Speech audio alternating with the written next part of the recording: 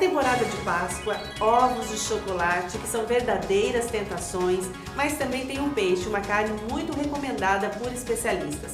Para falar sobre os alimentos dessa temporada, eu recebo no Repórter MT a médica Samara Gonçalves. Samara, período de Páscoa, o peixe, vamos começar pelo peixe, depois a gente vai para o chocolate. O peixe, ele é realmente melhor do que as outras carnes? O brasileiro, o mato-grossense, embora tenhamos rios em Mato Grosso, nós temos que aumentar mais o consumo consumo do peixe. Afinal, por que ele é bom? Quais os benefícios do peixe para o organismo? O peixe de água doce, seja peixe de água salgada, de montanhas? Então, eu acredito que sim, nós deveríamos aumentar o nosso consumo de peixe, sim. Ele tem benefícios, é uma carne de mais fácil digestão do que a carne vermelha. E ele é rico em gorduras boas, que é o como peixe depois logo fica com fome. Ah, é? Porque ele digere mais facilmente, é exatamente por isso que você tem essa sensação. Então, o peixe ele é mais digestivo. E ele tem, como eu estava dizendo, esses benefícios do ômega 3, que é uma gordura boa, né, faz bem para o coração, para o colesterol, previne diabetes tipo 2 e está até associado ao aumento da longevidade já. Samara, o consumo de peixe em relação ao ômega 3, qual a média de consumo que eu deveria fazer por semana para ter essa suplementação ideal do ômega 3? Ou mesmo que eu coma muito peixe, ainda não é o ideal e o correto seria entrar também com suplementação? O correto seria fazer a suplementação também, porque por mais que nós façamos o consumo do peixe, ainda não é o suficiente para ter bons níveis de ômega 3. Mas a quantidade da ingestão da carne, do peixe, isso varia muito conforme o estilo de vida da pessoa, se é um atleta, se não é, então isso varia muito. Agora, no mínimo, uma vez por semana a gente deveria comer peixe, 2 vezes? 2 vezes por semana seria o ideal, assim, uma média, né? 2 vezes por semana seria o ideal. E claro que isso tem tem vários viés, né? Vai depender do que a pessoa, do estilo de vida da pessoa. E, Samara, em relação a bacalhau, que é um peixe salgado, né? Sim. E um peixe de água doce, como pintado, o peixe mais salgado, a gente também tem que ter mais cuidado? Ele, apesar do sal, ele ainda é benéfico? Sim, ele é benéfico, mas tudo vai depender do preparo, né? O processo para dessalgar esse peixe, enfim, isso tudo vai depender do preparo do alimento. Com relação aos benefícios, aí depende. Por exemplo, um peixe de água do mar, no caso o bacalhau, ele tem mais ômega 3 do que um peixe de água doce, né? Então, mas vai depender do paladar da pessoa. Se ela gosta mais de bacalhau ou de peixe de água doce, isso varia bastante. E os acompanhamentos? Pois Fazem a diferença lá na ponta do lápis, na hora de calcular as calorias? Com certeza. Primeiramente, não só o acompanhamento, mas o modo de preparo. Por exemplo, um peixe assado. Qual é melhor? A gente evita os fritos, né? Então, assado, um grelhado, enfim. Frito a gente tem que reduzir o consumo. O molho tártaro, então. Pois esses acompanhamentos que atrapalham bastante, né? Aqui em Cuiabá a gente consome muito com farofa de banana. E a farofa? Então, a farofa é carboidrato, né? A gente vai lá no ponto carboidrato.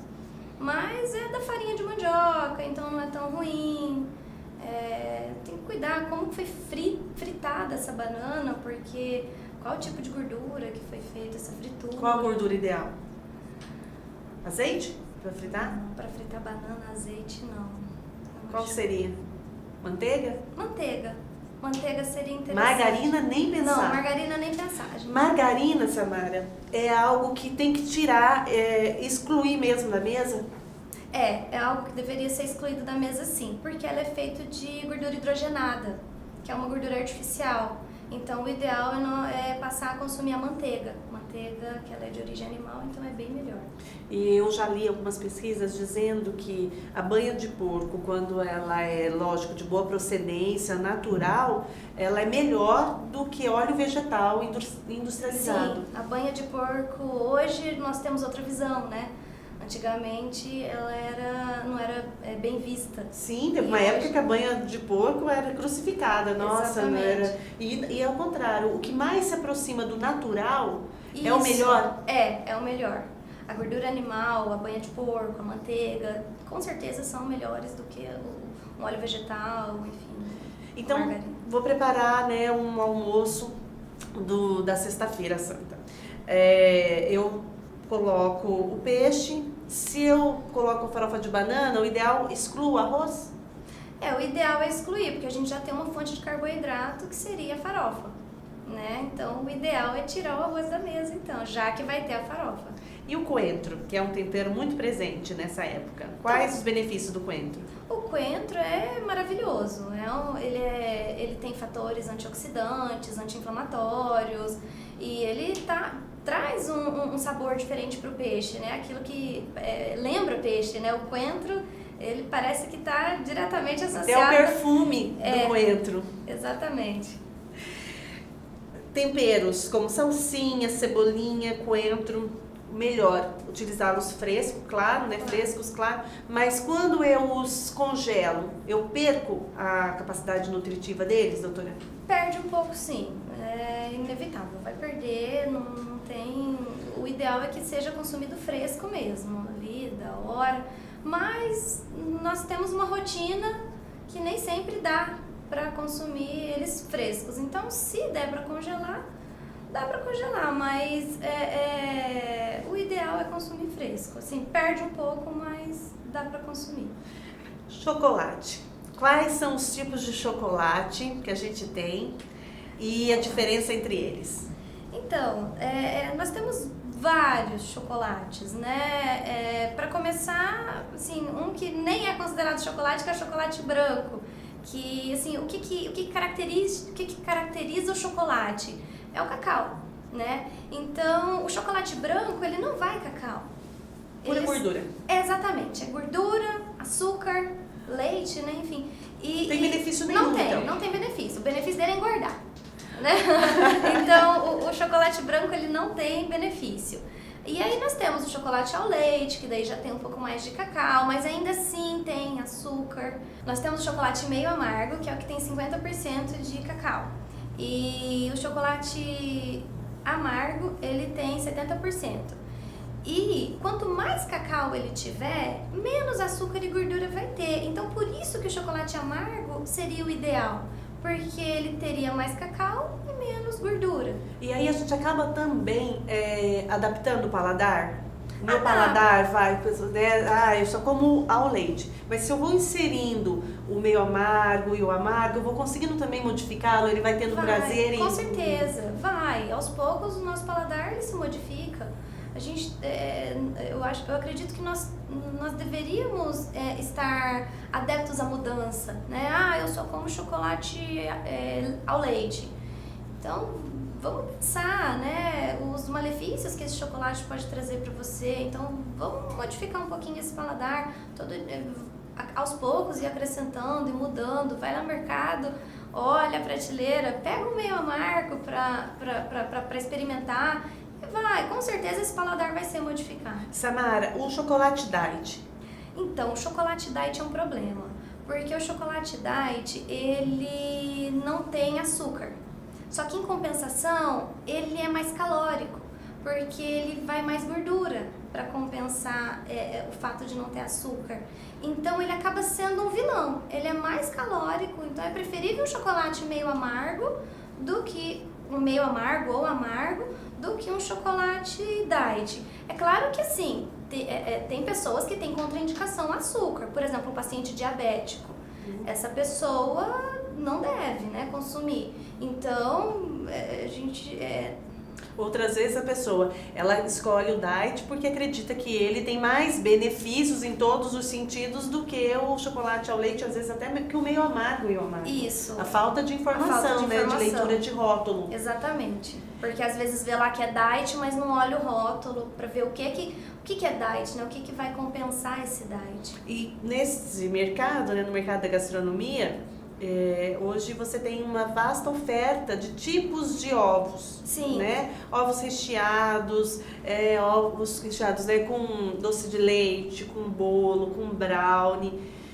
Eles ficam ainda mais calóricos ao rechear um ovo. Dependendo desse recheio, geralmente são recheios doces, incrementados. Eu posso aumentar ainda mais o valor calórico desse ovo? Aumenta. Uma bomba? Sim, esses recheios Delícia. aumentam sim a caloria do ovo, com certeza. E qual é o benefício em relação ao chocolate amargo e meio amargo? Traz benefícios para a gente ter uma coisa nós olhamos o chocolate como vilão, né? Ah, chocolate isso, chocolate engorda, chocolate faz mal. Mas não, a gente tem que lembrar que ele também tem seus benefícios. Porque, como eu falei anteriormente, ele é feito de cacau. Então, o cacau, ele traz alguns benefícios para a nossa saúde. Por exemplo, o cacau tem flavonoides, que é um excelente antioxidante, faz bem para o coração, faz bem para a memória, inclusive. Ele tem triptofano, que é bom que é um estimulador da serotonina, que promove bem-estar. Alegria. É exatamente, bom humor, né? Melhora sintomas de TPM, melhora estresse, melhora a fadiga, enfim, tem os benefícios. É claro que o problema do chocolate é o açúcar. O vilão é o açúcar. O vilão é o açúcar, né? E esse açúcar, ele traz ganho de peso, promove doenças, todas aquelas que nós conhecemos que o açúcar causa, né? Então, basta ter um equilíbrio, né? Nós vamos passar a Páscoa sem comer chocolate? Quem aqui vai? Eu deixo essa pergunta. Tem pessoas que não gostam de chocolate. Raro. Mas tem, né? Às vezes eu encontro alguns pacientes que falam, não, o chocolate não é o meu problema. Não faz falta. Exatamente. Então, mas a grande maioria gosta de chocolate. E aí, vai fazer o que na Páscoa? E o chocolate fit? De repente, a pessoa está tentando, né, ter hábitos mais saudáveis, começou a prática de exercícios físicos, e aí olha o chocolate fit, um ovo de Páscoa fit, e fala, nossa, essa é a solução do meu problema, porque eu sou louca por chocolate. Ele realmente é mais benéfico, ele cabe em qual situação? Então, o fit, alguns são feitos sem açúcar, adoçados com outro tipo de açúcar, que não o açúcar comum, né? E pode ser adoçado com mel também. Então, assim, se é uma pessoa que já está habituada a comer esse alimento... O paladar já... Né, exatamente, aí é maravilhoso. Se a pessoa come e fica satisfeita, ótimo, né? Porque realmente é um ovo mais saudável. Mas tem aquelas pessoas que nunca comeram um alimento fit. E aí vai lá e compra um ovo fit. É na Páscoa, quer fazer dieta. É na Páscoa, ela não fez dieta o ano todo, se alimentou mal, tá vindo se alimentando mal desde o Natal, né? E aí chega na Páscoa e fala, vou comprar um ovo fit. E aí esse ovo fit, para aquela pessoa que não tem um paladar ainda feito em cima desses ovos sem açúcar, a pessoa não vai se saciar com o ovo fit. Não fala saciar, se satisfazer com um ovo fit. E aí ela vai acabar comprando o ovo com açúcar e vai comer os dois. Então ela vai ter duas opções de caloria para comer na Páscoa. Então, assim, se é uma pessoa que já está habituada, maravilha, o ovo fit ele veio para contribuir mesmo. Mas se não, come com equilíbrio. Moderação? Com moderação. Posso comer um ovo inteiro? Um ovo inteiro, depende, né? Que tamanho que é esse ovo inteiro? Doutora, o que você falando tudo isso me faz pensar no refrigerante. Sim. Porque muitas vezes a pessoa faz a escolha pelo zero e aí o sabor não lhe agrada, não lhe satisfaz e acaba também consumindo o convencional. Isso. E ingerindo os dois refrigerantes. Zero, o refrigerante normal, qual é a diferença principal entre ambos? O que é melhor em um? Refrigerante, o correto é não tomar, mas exatamente. A gente sabe, de acordo com os hábitos de consumo, ainda vai levar muito tempo até a gente introspectar isso e mudar e conseguir dizer não para o refrigerante. Eu falo isso por mim. Tô nessa fase ainda, mas ainda tomo muito refrigerante. Entre o zero e o convencional, eu que não tenho diabetes, afinal. O ideal é o que você falou, é não consumir refrigerante. Ponto. Certo? Então, assim, Qual o substituto para refrigerante? Então, o refrigerante nós poderíamos substituir, por exemplo, uma água com gás, um suco natural, chás, né? Lógico, chá sem açúcar. Mas, respondendo a sua pergunta com relação ao refrigerante zero e convencional, o grande problema do refrigerante zero é a maneira como ele é adoçado. Porque, é zero, é saudável. Não, muito pelo contrário. Ele é cheio de adoçantes que causam malefícios para a saúde. É claro que em se tratando de um período, uma dieta de baixa caloria, enfim, a gente pode até pensar em consumir o refrigerante zero. Mas, assim, para a vida, o ideal é retirar o refrigerante do cardápio. E o suco de fruta é natural, claro, Exatamente. porque suco de caixinha ele tem a mesma quantidade Sabia de que muitas pessoas açúcar. Confundem? Acham que Muito. suco de caixinha é natural, é saudável? O suco de caixinha, ele realmente não é suco. É um suco, é um líquido totalmente modificado, cheio de conservantes. Então, o ideal também é não consumir o suco de caixinha. O suco natural, é claro que vai dar mais trabalho para fazer, porque não tem conservante, você faz. Às vezes, no final do dia, ele já não tá bom. Então, o ideal é fazer o suco e consumir. O suco natural. E a água, né? E a água, porque não substitui. Tem várias pessoas também que me falam, doutora, eu tomo bastante suco o dia todo, mas e cadê a água? Não, mas eu tomo suco. E esquece a água. Então tem pessoas que têm dificuldade em ingerir água. Samara Gonçalves, minha entrevistada de hoje.